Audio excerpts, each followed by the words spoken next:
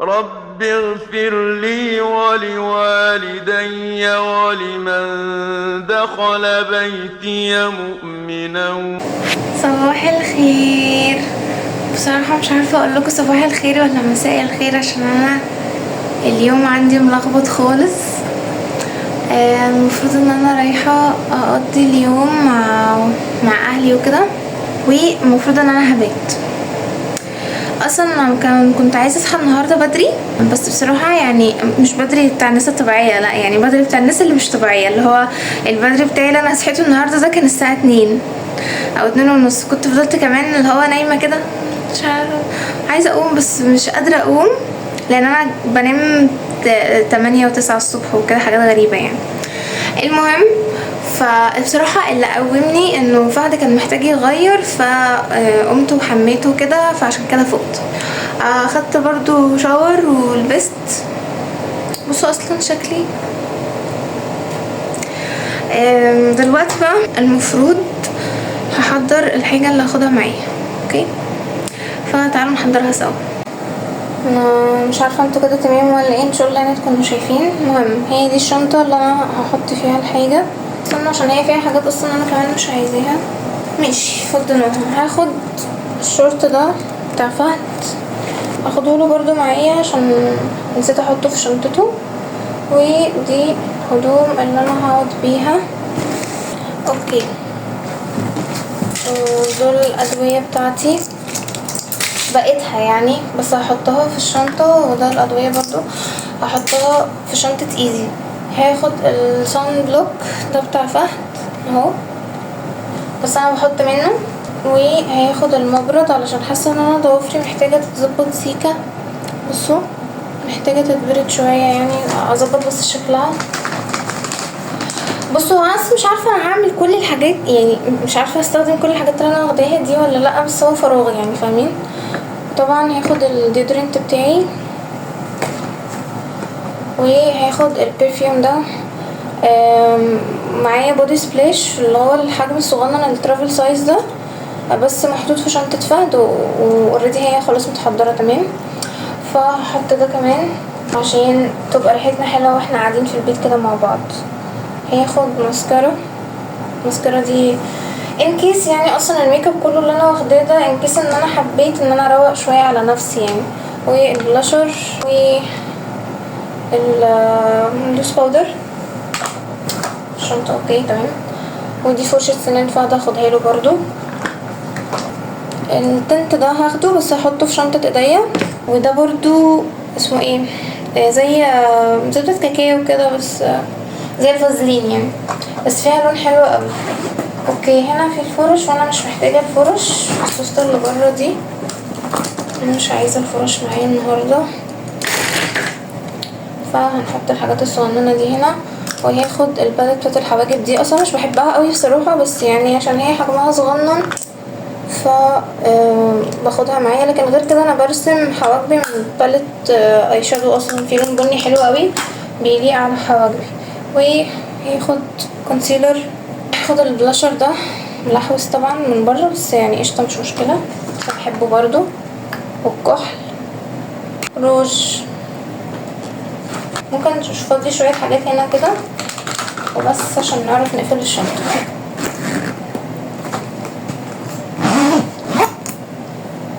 كده. وباقي الحاجات دي هحطها معايا في شنطه ايديا بس كده، اللي هي الادويه بتاعتي يعني والحاجات دي.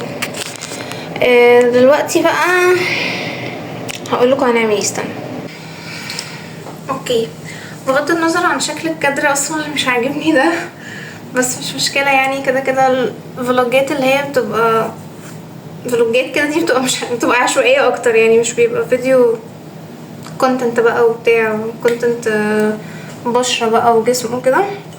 بصوا، انا هقول لكم هنعمل ايه دلوقتي. استنى. انا طبعا صاحيه ونومي ملخبط وكده، فانا اصلا ساعه ما صحيت وانا عايزه اشرب قهوه، بس خلاص المفروض ان انا بقى عايزه في حاجات تانية عايزه اعملها بسرعه وكده، فمش هلحق اشرب قهوه، فهشربها عندهم هناك. فانا بحب اشرب القهوه دي بتاعت بن العميد اللي هي بالبندق. فهاخد معايا حبه في البرطمان ده، اصلا هاخد حبه يعني كده عشان برضو اسيبهم هناك يعني عندهم. ومحتاجين دلوقتي معلقه. خلينا كده اجيب معلقه. اوكي جبت المعلقه. هفضي اصلا كادر بجد رخم قوي، ما علينا. هفضي بقى انا شويه يا رب بس مفيش حاجه تقع.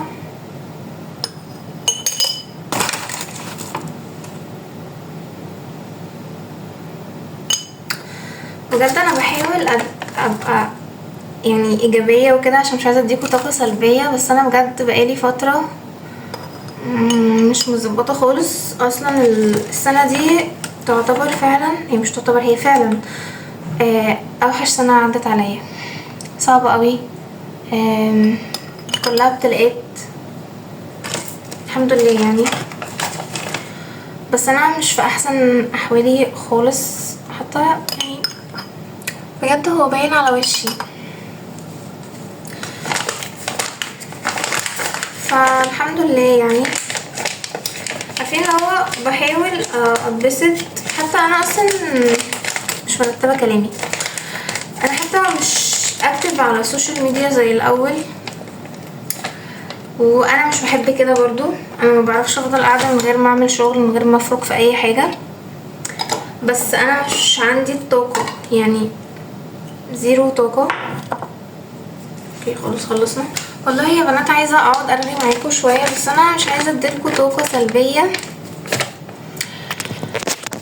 مش عايزه اديلكوا طاقه سلبيه وكده. بس انا الفتره دي مش في احسن حالاتي خالص، في اسوأ حالاتي اصلا.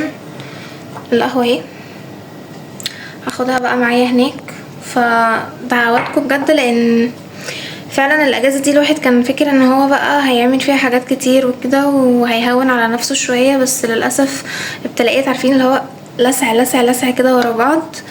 ابتلاءات كتير قوي لحد النهارده، لحد الوقت اللي انا بكلمكم فيه ده الدنيا مش مظبطه نهائي. هقول لكم برضو على حاجه، برضو الواحد مقصر برضو مع ربنا. عارفين ربنا بيبتلي الانسان علشان يقرب منه تاني. وانا في الحقيقه برضو ان انا حتى وقت الابتلاء انا كنت برضو قريبه من ربنا، اوكي يعني، بس اكيد هو كان طبعا ليه حكمه يعني. بس انا دلوقتي بعيده، فحاسه لما ببقى اصلا انا بعيده برضو بكون مخنوقه. فحاسه ان انا بحاول على قد ما اقدر ان انا اقرب تاني من ربنا وارجع انتظم في الصلوات بتاعتي تاني. يعني النهارده برضو صليت، اخدت شاور، طلعت وصليت ولبست وكده. كنت عايزه اجي اعمل معاكم سكين كير بس ما قدرتش بصراحه. anyway ما اخدتش ليه معايا الغسول والمرطب والحاجات بتاعتي، علشان اختي هناك معاها نفس الحاجات اللي انا بستخدمها، فقشطه يعني هو يوم فهستخدم الحاجه منها. والكريم بتاع العين بتاعي للاسف ان هو خلص. عايزه انزل لكم بجد الريفيو بتاعه، بس انا على فكره لو تعرفوا كميه الداتا اللي معايا وانا مش قادره ان انا حتى اعمل لها اديت. دعواتكم بجد. هنروح بقى نحط ده في الشنطه. اوكي كده مش ناقص غير ان انا في غسيل في الغساله هطلعه وانشره بسرعه، وهحط بداله غسيل تاني بس كده. وبعد كده انزل بقى. طبعا مش عارفه اصور لكم وانا هناك، بس ممكن اصور لكم مقتطفات صغنطوطه قوي قوي قوي. مش عارفه بصراحه الفلوج ده هيكمل لحد فين، مش عارفه، فخلينا مع بعض. اوكي نشرت الغسيل، حطيت الغسيل، لبست الشوز، ودلوقتي هعين الادويه بتاعتي في الشنطه. استنوا كده.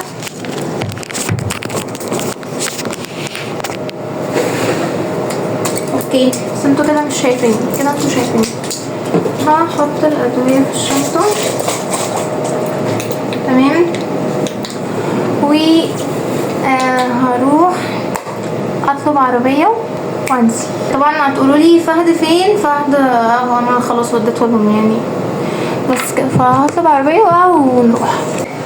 كنت هنسى فرشة سناني، الحمد لله انا افتكرت وحطيتها. اوكي بما اني قاعده مستنيه العربيه تيجي، فخلينا نرغي. مش عارفه الكاميرا بتقطع ليه، فخلينا نرغي في الموضوع اللي كنت بكلمكم فيه. انا بقى عايزه اقول ايه؟ لا انتوا عارفين المشكله ان انا طول الوقت عماله اكلمكم في دماغي، بس اجي افتح بقى الكاميرا عشان نقعد نفضفض مع بعض كلام كله بيروح. انا مشكلتي مش عارفه قلت كام مره انا، ما علينا. مشكلتي اني مش بعرف افضل قاعده من غير ما احرك في حاجه. انا الحاجه اللي بحب احرك فيها هي ان انا اعمل كونتنت على السوشيال ميديا. فدلوقتي الفتره دي انا مش عندي طاقه بسبب ان انا قلت لكم السنه دي مش احسن سنه اصلا عدت عليا من اولها لحد احنا هو يعتبر في اخرها. ربنا يا رب يعني يسلم بالباقي بقى بجد، ويعني يبقى حلو شويه. ف مش عندي طاقه، وفي نفس الوقت تعبانه، حاسه ان انا في حاجه بتجري ورايا، يعني فاهمين؟ يعني انا لما مثلا بعمل فيديوز وخلاص بخلصها وكده، بكون المفروض اعمل فيديوز واعمل لها المونتاج بتاعها واكون يعني في استمراريه، فاهمين؟ ومفروض ان انا اصلا انزل يوميا على السوشيال ميديا، سواء على يوتيوب او على بقيه المنصات التانية. فبحس ان في حد بيجري ورايا يا جماعه. انا طاقتي اصلا كمان مش جايبه ان انا اعمل كل يوم دي موضوع صعب جدا، لان انا بقعد ادور على الفكره، بفضل افكر فيها، بحضر لها السكريبت بتاعها، بعد كده بصور، بعد كده المونتاج. واصلا كان في حوار كده حصل في موضوع المونتاج ده في الابلكيشن اللي انا بستخدمه، وبعد كده معرفتش استخدمه تاني، وحاولت ان انا ادفع فلوس مش رضيت تدفع، فحاولت ان انا ادور على ابلكيشن تاني. فبصوا في مواويل كده كتير، ومفيش ابلكيشن كان راضيني بالدرجه اللي انا كنت بحب اعملها في الابلكيشن اللي انا كنت بحبه. بصوا قصص طويله كده، مش عايزه اصدع دماغكم بيها اكتر من الصداع اللي انا هعمله دلوقتي. فكان في كمان عندي مشكله في الموضوع ده. المهم ان انا المفروض اعمل كل الخطوات دي واكون بنزل باستمراريه عشان احس بثمره المجهود بتاعي، فاهمين؟ فلما بيجي ان انا انزل مثلا، كنت ملتزمه ان انا بنزل 3 فيديوهات في الاسبوع، ده كان طاقتي اصلا ان انا اعمل كده، وكنت بحاول ان انا اضغط على نفسي عشان اعمل اكتر من كده، بس دروب بقى حصل، دروبات. فاللي هو اصلا كنت بصور وما بمنتش وما بنزلش، ولو منتجت ونزلت فممكن مثلا انزل فيديو مثلا في الاسبوع على المنصات التانية، فيديوهين بالكتير قوي. ممكن مثلا انزل اسبوع والاسبوع اللي بعده او اسبوعين كمان لا. انا الفترة دي اصلا بقالي حوالي 3 اسابيع مش بنزل حاجة بصراحة. مش فاكرة اخر مرة نزلت الفيديو كان امتى بالظبط، بس هو تقريبا بقالي 3 اسابيع ومش بنزل حاجة. دي اللي هو انا نزلت مثلا فيديوهين واللي قبله كمان انا قعدت فترة مش بنزل، فاهمين؟ يعني قصدي من اخر فيديو نزلته انا قاعدة تقريبا 3 اسابيع. فالموضوع بالنسبة لي حاسة ان في حد بيجري ورايا عشان خاطر الاقي ثمرة مجهودي ده، بس بفضل بعد كده اقول لنفسي لا ومش مشكله، المهم ان انتي بتعملي الحاجه اللي انتي حباها، مش مشكله لو اخدتي فيها وقت، ما توقفيش مره واحده، لان انا طبعا بروح موقفه بسبب الحوارات. ماشي، ثانيه واحده. اوكي، العربيه جت. هو اصلا انا فصلت عشان كان التليفون عندي بيرن. anyway كنت عايزه اقول لكم يعني ان انا مش بعرف افضل قاعده من غير حركه، وفي نفس الوقت ما عنديش طاقه، فحاسه ان انا بلف في دايره كده، دايره مش عارفه اتخلص منها، فاهمين؟ بس فقلت انه احاول بقى اصور تاني وكده عشان احاول اخد اي طاقه ايجابيه. بس مش عارفه اصلا الفيديو هينزل لكم امتى. مشكلتي في المونتاج عشان بتعب قوي، كتفي بيوجعني وكده، فالموضوع مسبب لي بطء شويه. يلا نركب العربيه بقى.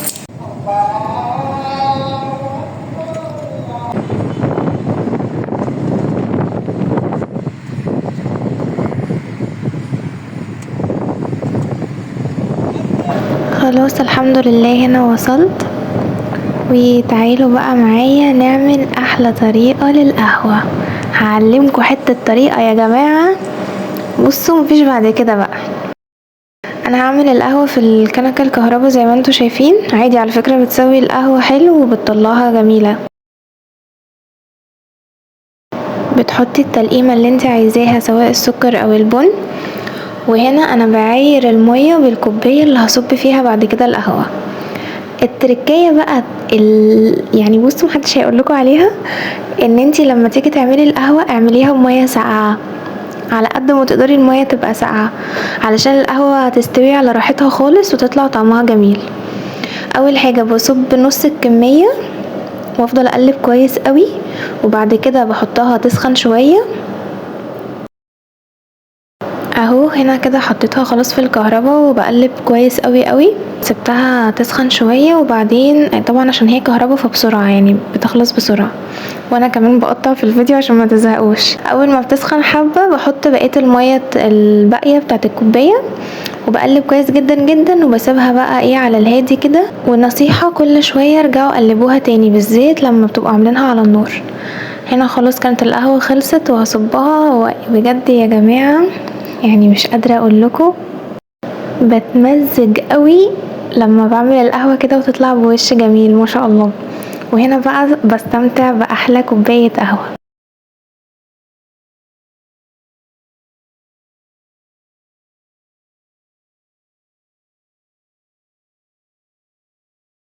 جماعة الساعة 8:30 الصبح، لا 7:30 الصبح. خدنا قرار فجائي ان احنا هنروح نفطر، احنا اصلا ما نمناش من امبارح، ودي اول مرة ننزل نفطر فيها في الاجازة التعيسة دي، فان شاء الله يعني متبقاش اخر مرة. و تعالوا بقى معايا وادعولي بجد ان الفترة الجاية دي تبقى حلوة قوي قوي، علشان زي ما قلت لكم بس كده. فخلاص لبست وظبطت الدنيا ونازلين دلوقتي. لو وصلتوا لحد هنا في الفيديو فبجد شكرا جدا، انا بحبكم قوي قوي، واكتبولي بقى رقم 7 في الكومنتس عشان اعرفكم كلكم. ما تنسوش طبعا تعملوا لايك وشير للفيديو، كومنت حلو زيكم، وفولو على انستجرام وتيك توك عشان هتلاقوا حاجات مختلفة. احنا حرفيا بقالنا ساعتين بنلف عشان بس نلاقي مكان فاتح. لو في ايه يا جماعه انتوا لسه نايمين؟ الناس كلها نايمه، مفيش حد بيعمل فطور. الحمد لله لقينا مكان بيعمل فطور فاتح. بقى نفس احنا غيرنا المكان. جماعة الساعة 10 اقسم بالله، انتوا اقسم بالله بتهزروا. فيه ايه؟ نعمل ايه طيب؟ وايه دي؟ مفتوح دي ولا مش مفتوح؟ لا والله العظيم صعب كده. حاسه ان احنا يعني بجد يعني مش فاهمه يعني. بصوا شفتوا لما نحب نخرج بيحصل فينا ايه؟ يا رب بقى بجد نعرف نقعد هنا ويبقى المكان حلو. يا رب يكون بيفتح لنا الباب.